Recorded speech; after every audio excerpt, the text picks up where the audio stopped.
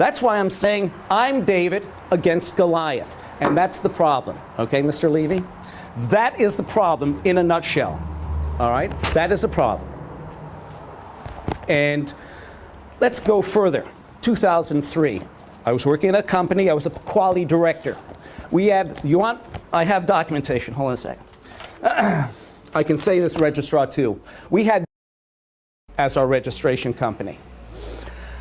In 2002, my supervisor asked me to hold.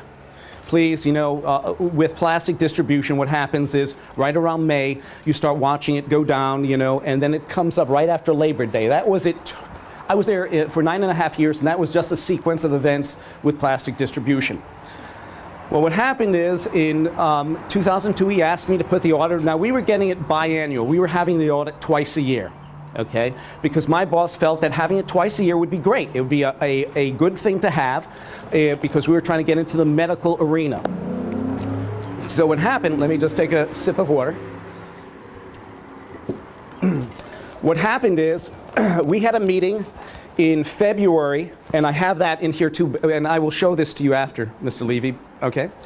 I have the notes, and what happened is I said at the meeting with my management that because the auditor did not get paid for September, that he was going to give us a major nonconformance.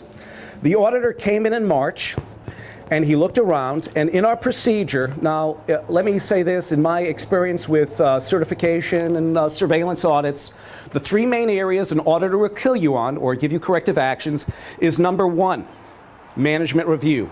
Number two, okay, number two will be internal audits. Number three, okay, will be calibration. Calibration, everybody gets killed on. So he looked at our calibration.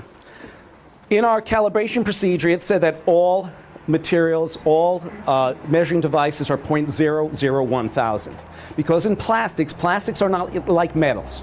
Stock shapes, rods and sheets, if they're not fiber filled with graphite, fiberglass, some type of filler to give it dimensional stability, you run the risk of an issue, meaning that you have to have a calibration that's going to fit the mode of inspection that you're going to do.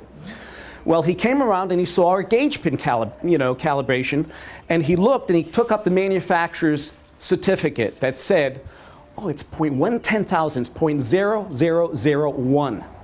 He says, we have a major nonconformance. I said, what? He said, we have a major nonconformance. I said, hold on a sec. I said, you're not supposed to go to the manufacturer's tag that's in there. You're supposed to go to our procedure. At least with ISO 9001-2000 at the time, and also with 9001-2008, okay, ISO is not to guide you. You're supposed to use it as a tool to get better.